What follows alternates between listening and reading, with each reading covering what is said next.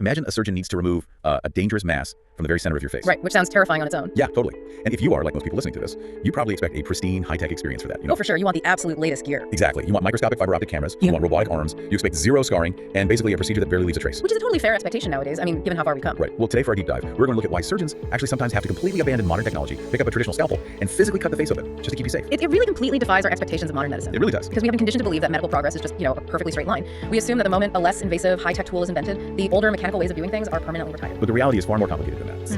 Definitely. If you've ever had a terrible sinus infection, like the kind that makes your eyes throb and your forehead ache, you've actually felt the pressure in the exact anatomical neighborhood we are exploring today. That's a great way to put it. We are looking at a fascinating paradox centered around a surgical procedure called an external ethmoidectomy. To understand this, we're pulling from a highly detailed medical textbook chapter authored by Dr. Carl H. Snyder. Right, and that chapter also includes a very revealing historical editorial by Dr. Eugene and Meyer. Yes, exactly. So our mission today is to understand why this old-school analog surgical technique remains an absolutely non-negotiable safety net, even in the age of the endoscope. Okay, let's unpack this geography first. We really need to, because to even begin to understand why this open surgery cannot be abandoned, we have to grasp the sheer terrifying complexity of the geography we are dealing with. Terrifying is definitely the right word. It really is. The ethmoid sinus is arguably one of the most anatomically dense and high-stakes regions in the human body. The margins for error here aren't measured in inches. Right. They're measured in millimeters. Because when you say high stakes, we aren't just talking about fixing a stuffy nose here. I keep picturing the ethmoid sinus as this tiny, high-stress studio apartment. A very cramped studio apartment. Exactly. And the borders of this apartment are intimidating. You have the brain acting as the penthouse directly upstairs, and your eyes are the very delicate, very easily agitated next door neighbors. That mental image is actually highly accurate. Let's look at the actual borders of that operative area. The ceiling of that apartment, so the roof of the ethmoid sinus, is defined by the frontoethmoidal suture line. Right. And just medial to the middle turbinate inside the nose, you have the cribriform plate. If the surgeon goes too high or drifts too far medial, they are instantly interacting with the intracranial cavity. Well, back up. Frontoethmoidal suture line. Are we just talking about the literal scene where the skull bones fuse together right above your nose? That is exactly what it is. The skull isn't, one solid helmet. Right. It is made of plates that fuse together at these seams or suture lines, and this specific seam marks the actual base of your skull. Oh, wow. Yeah. And the cribriform plate you mentioned is essentially a porous, spongy section of bone that separates your nasal cavity from your brain. Spongy. That doesn't sound very protective. It's not. It has tiny holes in it, so your olfactory nerve, the nerves that let you smell, can pass through. It is incredibly delicate. So you are operating literal millimeters away from the membrane of the brain. What about the neighbors, the eyes? Well, looking laterally toward the eyes, the surgeon has to navigate around critical blood vessels, specifically the anterior and posterior ethmoidal arteries. Okay. The posterior ethmoidal artery is particularly dangerous because it sits practically on top of the optic nerve. Oh, man. So a surgeon is working inside a tiny bony box surrounded by structures that completely dictate your vision and protect your central nervous system. Which makes the historical editorial from Dr. Meyer so wild to read. It really is shocking. He admits in this text that during his entire residency, he never once saw an external ethmoidectomy performed. Like he was never trained on it. Not even once. And then he becomes the chief of a department at a major academic center, and suddenly community doctors are sending him these absolute nightmare scenarios. Yeah, the worst of the worst cases. Right, patients coming in with massive nasal polyposis, where polyps have grown so large they're physically pushing the patient's eyes outward, or severe sight-threatening orbital abscesses. Right. And to save them, he had to rely on a brief path fellowship and literally look up the surgical landmarks in Grey's Anatomy. It really highlights a terrifying vulnerability in medical training. Dr. Myers was dealing with a transitional era. Right, because of the new technology. Exactly. He notes that a major technological revolution had just swept through the field.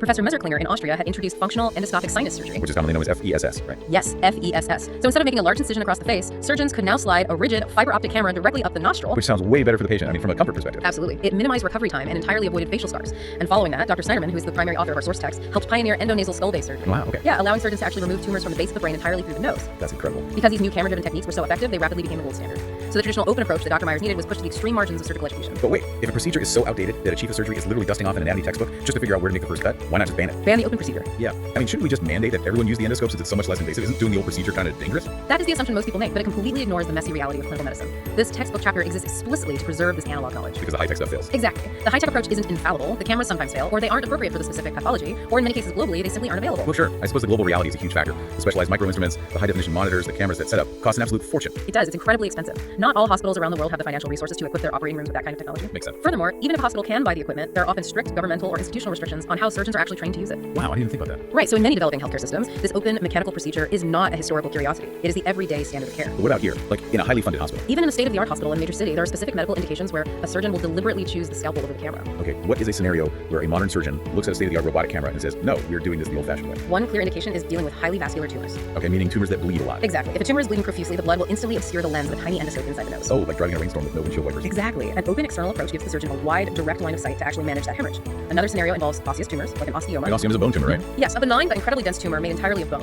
If an osteoma grows and physically blocks the drainage pathways of the frontal sinus, the surgeon needs substantial mechanical leverage. Dude, like Reagan. To chisel or drill that dense bone away. Yes, you often cannot generate that kind of physical force working through the narrow, delicate corridor of a nostril. That makes total sense. You absolutely need the direct access of an open incision. And a third major indication is severe trauma to the skull base, resulting in a cerebrospinal fluid leak. A CSF leak. Right, where spinal fluid is actively dripping from the roof of the sinus. So the open approach is really reserved for heavy-duty structural demolition and massive trauma. But the text also outlines a massive red flag. Yes, a major contraindication. The scenario where you absolutely cannot use this open facial incision. You must avoid the external approach if you are trying to biopsy a malignant sinonasal tumor. The text calls this tumor seeding. Can you explain the biology of why that happens? Yeah, it is a fundamental rule of surgical oncology. Yeah. Imagine a cancerous tumor deep inside the sinus cavity. Okay. The environment inside the nose is already compromised by the cancer. But the skin, muscle, and fat of the face are completely healthy. Right. If a surgeon makes an incision through that healthy facial tissue, cuts a piece of the tumor, and then drags that biopsy tissue out through the face. Microscopic cancer cells can slake off. Exactly. Those cells can implant and grow in the healthy soft tissue of the surgical wound. You have literally seeded a new area with cancer. Wow. So to prevent this, biopsies of malignancies should almost always be done intranasally, keeping the cancer cells contained within the natural, already involved nasal corridor. That makes perfect sense. You don't drag the hazard through the clean room. Exactly. But speaking of things that defy expectations, the evidence-based medicine section of this chapter stopped me in my tracks. Specifically, the Rubin study. Oh yes, the Rubin study is fascinating. It completely flips our assumptions about newer technology, always yielding better results. What's fascinating here is that the retrospective review by Rubin and his colleagues is incredibly revealing. They looked at 38 children suffering from superior orbital abscesses. Which is a severe pocket of infected pus building up right next to the eye. Yeah. Usually stemming from a bad sinus infection, right? Correct. The infection reaches the thin bone separating the sinus from the eye and gets trapped beneath the membrane surrounding the orbital bones. Ugh, that sounds incredibly painful. It is. And when Rubin compared the modern high-tech endoscopic surgery against the older external open surgery for draining these pediatric abscesses, the results were entirely counterintuitive. Okay, let's hear the numbers. The endoscopic failure rate, meaning the child remained infected and requires secondary operation to fully drain the pus, was 25%. 25%. But the failure rate for the older external approach was only 14.3%. Wait, really? How is that possible? As a patient, you just assume the camera is inherently superior. Why would physically cutting the face open work nearly twice as well for kids with eye infections? It basically comes down to basic plumbing and visibility. An abscess creates a tremendous amount of inflammation, so the tissue inside the nose becomes swollen, bloody, and totally distorted. That makes it very difficult to navigate the tiny camera to the exact site of the pus. Ah, I see. Furthermore, when you open the area externally, you are creating a much wider and more direct pathway for that thick, viscous infection to actually drain out. You're assisted by gravity and direct visualization. So sometimes opening up the space is just clinically superior. Exactly. Which means this surgery isn't just a backup plan. Sometimes it is the primary playbook. So how do they actually pull this off? Because this step-by-step mechanical guide in the textbook is so visceral. The mechanical reality of the procedure is definitely intense, but the work actually begins before the patient even reaches the operating table. Oh, no. Yeah. In the preoperative phase, the surgical team is looking for specific warning signs that the disease has already compromised the surrounding structures. Like what? They check for diplopia, which is double vision, and epiphora, which is excessive, uncontrollable tearing. So if the sinus disease is pushing against the eye muscles, you see double. If it's crushing the tear ducts, the tears literally spill down the face. Precisely. How do they map the surgical route with the brain and eyes so dangerously close? They rely heavily on a CT scan, often with contrast if they suspect a tumor, to illuminate the blood supply. So that's their map. The CT scan acts as the architectural blueprint, yeah. But once the patient is under general anesthesia, the very first step of this sinus surgery actually has nothing to do with the sinuses. Wait, it doesn't? No, it is entirely about protecting the eye. The surgeon performs a temporary tarsorrhaphy. Which is a very clinical polite way of saying they literally sew the patient's eyelids shut. They do. Or, alternatively, they place a heavy protective corneal shield over the eyeball itself. You absolutely have to lock down the delicate optical structures before bringing steel instruments into the area. Right, because you're working with metal tools right next to the eyeball. Exactly. After the eye is secured, they make the incision. It is a linear cut, made exactly midway between the nasal dorsum, the bridge of the nose, and the medial canthus, the inner corner of the eye.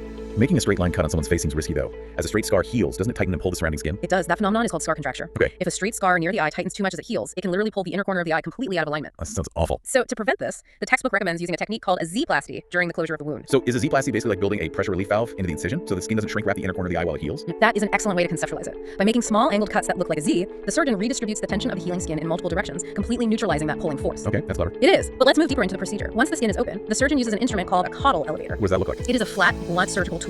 They use it to scrape and lift the periosteum, which is the tough, fibrous membrane that covers the bone away from the underlying skull. Oh wow, scrape it right off. Yeah, and they trace the bone backward until they encounter the anterior ethmoidal artery bridging the gap. We can't just work around it, right? They have to sever that artery to get deeper into the sinus. They do. I noticed the source specifies using bipolar electrocautery to seal the artery before cutting it, explicitly stating it is more secure than using surgical clips.